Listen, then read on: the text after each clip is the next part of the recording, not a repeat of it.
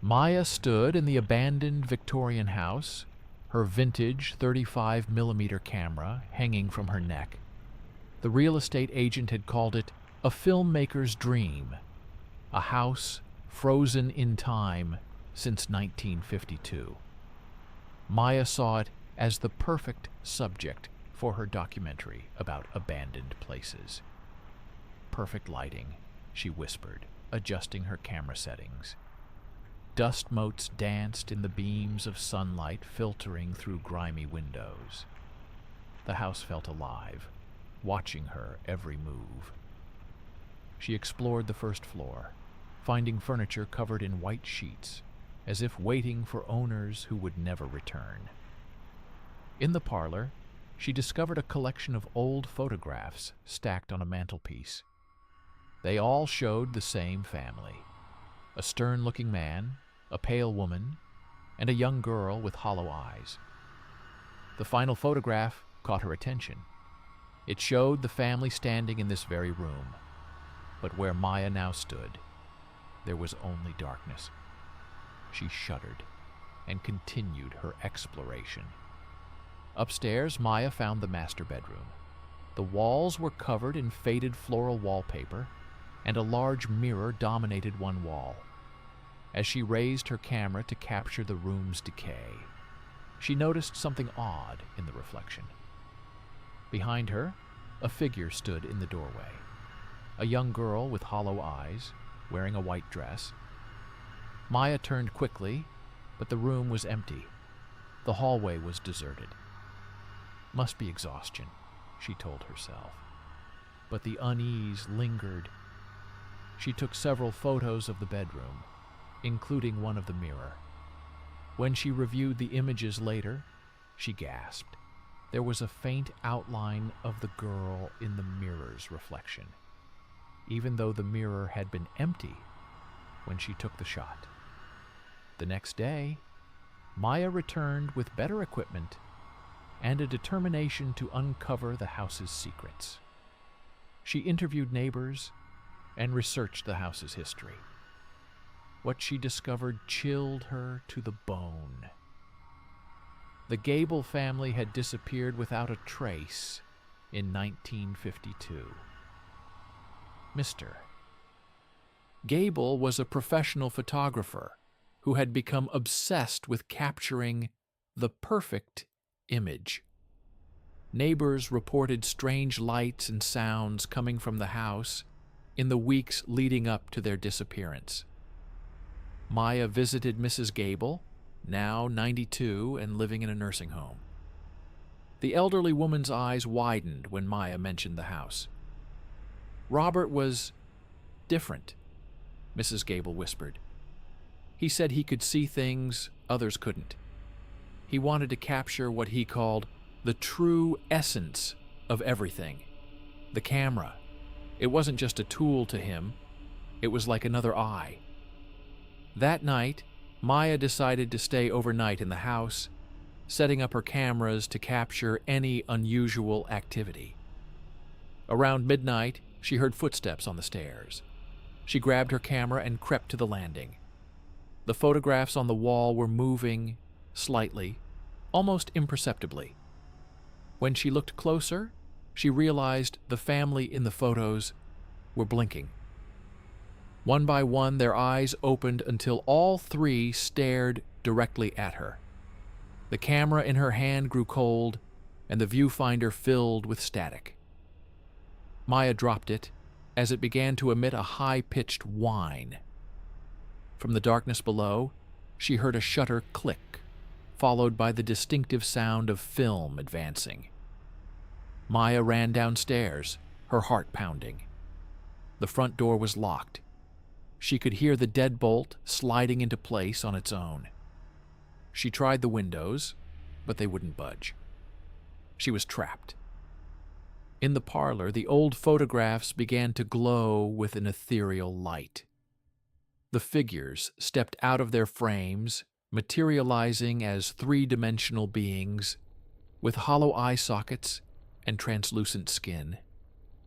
The girl in the white dress pointed at Maya. "Robert wants your portrait," she whispered, in a voice like rustling leaves. Maya backed away, bumping into the vintage camera she'd dropped earlier. It was now warm to the touch, its lens glowing with the same eerie light as the photographs. The shutter clicked automatically, and Maya felt a strange, tingling sensation as the camera seemed to drink from her. Detective Chen arrived the next morning, responding to a noise complaint. He found Maya unconscious in the parlor, surrounded by developed photographs she didn't recognize. They showed Maya in various states of distress, as if taken from different moments in time. When Maya woke, she was confused but felt an odd connection to the camera. "It's alive," she said, her voice distant. "It's been waiting for someone like me." Chen examined the photographs with growing unease. They seemed to show future events. One depicted Maya standing over Detective Chen's body. Another showed the house completely engulfed in flames. "The camera isn't just taking pictures," Maya explained, her eyes wide with dawning horror. "It's consuming them, creating new ones from what it takes." Over the next few days, Maya's behavior changed. She became obsessed with the camera, spending hours photographing everything in sight. The developed photos showed disturbing scenes. A funeral procession for someone who wasn't dead. A wedding between two people who had never met. Detective Chen noticed Maya's reflection in the camera lens looked different. Younger, with hollow eyes like the girl in the white dress. When he confronted her, she smiled unnaturally. "Don't you see? Robert was right," she said, her voice echoing as if multiple people were speaking at once. "There's beauty in capturing what others can't see. The perfect image. It's alive." The camera began to move on its own, positioning itself for the next shot. Maya found herself unable to resist its commands, her body moving like a puppet. Alex, Maya's brother, arrived concerned about her mental state. He found her in the attic, surrounded by Robert Gable's old equipment, taking photographs of nothing. "Maya, this has gone too far," Alex said, trying to grab the camera from her hands. Maya turned with impossible speed, her eyes now completely hollow. "The camera chooses who it will," she whispered. "You weren't meant to be part of this." The camera pointed at Alex automatically. The shutter clicked, and Alex stumbled back, clutching his chest. He looked down at his hands. They were becoming translucent. "What's happening to me?" he gasped. Maya smiled, her face now a perfect mask of the girl from the photographs. "The collection grows. Robert always wanted the perfect subjects." Sarah, Maya's best friend, arrived to check on her. She found Maya in the parlor, surrounded by floating photographs that showed Sarah's life in reverse, from old age back to infancy. "Maya, what's going on?" Sarah asked, backing away slowly. "The camera sees truth," Maya said, her voice mechanical. "It shows what was, what is, and what will be." The camera floated toward Sarah. "You have such interesting potential," Maya whispered. "So much pain. So much beauty in your suffering." Sarah tried to run, but the doors slammed shut. The camera took picture after picture, each one making Sarah more transparent, more ethereal. When it was done, Sarah stood perfectly still, her eyes hollow like Maya's. "Another perfect subject," Maya murmured. Dr. Williams, a renowned paranormal investigator, was called in by Detective Chen. He examined the camera and the house, his scientific skepticism crumbling in the face of overwhelming evidence. "This is unlike anything I've ever encountered," Dr. Williams admitted, his hands shaking. "The camera, it's not just haunted, it's hungry." He tried various exorcism rituals, protective circles, and cleansing ceremonies. But the camera remained unaffected, growing stronger with each attempt. The photographs it produced showed Dr. Williams' own demise, strangled by camera straps, dissolved in developing fluid, consumed by film. "I can't fight it," Dr. Williams finally admitted, his eyes wide with terror. "It's too powerful. Too old." The camera turned toward him. "You would make an excellent researcher," Maya said, her voice now completely merged with the entities. "Someone to document our progress." Detective Chen refused to give up. He researched everything he could find about the Gable family, Robert Gable's photography techniques, and similar cases throughout history. What he uncovered was terrifying. A pattern of similar disappearances and mysterious deaths connected to photographers and their equipment. The camera seemed to anticipate his every move. The photographs it produced showed Chen's investigation, his failures, his inevitable doom. One particularly chilling photo showed Chen looking directly at the camera, his eyes already hollow. "You can't stop what's already begun," Maya warned, standing in the doorway. "The cycle continues. Always has. Always will." Chen pulled his gun, but Maya moved with impossible speed. The camera floated between them, and Chen found himself unable to pull the trigger. His willpower was being drained, consumed by the camera's influence. "Resistance is futile," Maya whispered. "Join us, or be consumed."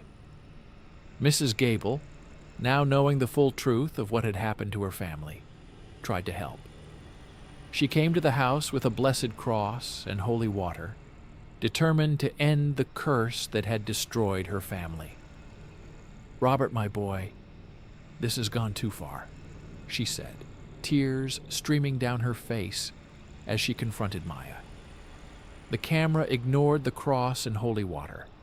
Instead, it began showing Mrs. Gable photographs of her own life, her childhood, her marriage, the birth of her children, and the moment she realized Robert was no longer human. "You knew, didn't you?" Maya asked, her voice a mixture of Maya and Robert. "You knew what he was becoming. You let it happen." Mrs. Gable collapsed, the weight of her guilt and the camera's power overwhelming her. The final photograph showed her becoming part of the collection, her face merging with the other victims in the camera's lens. "The camera remembers everything," Maya said, collecting the developed image. "Every soul, every moment, preserved forever."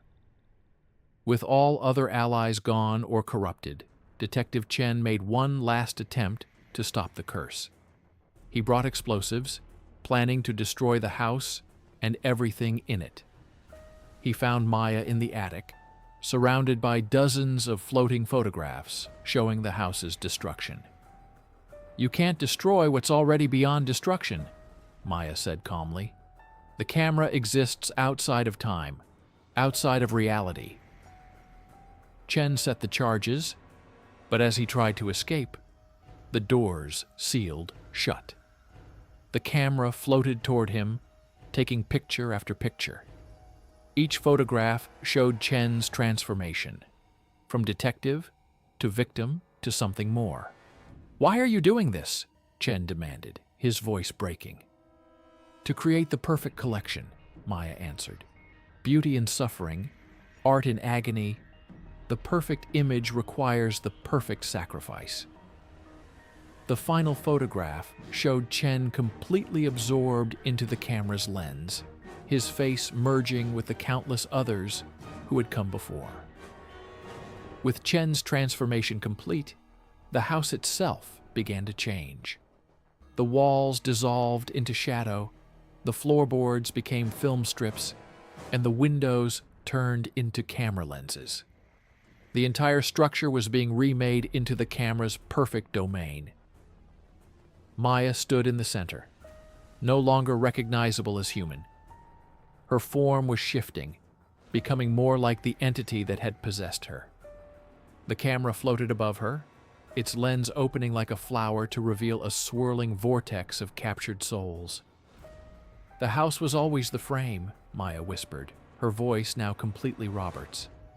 "The camera was the lens, and I am the photographer." Outside, the neighborhood began to notice changes. Lights flickered in windows that weren't there. Sounds of shutters clicking echoed from empty houses. The very air seemed to vibrate with the camera's power. The curse was spreading. The collection was growing. Maya, now completely merged with Robert's entity, stepped out of the transformed house.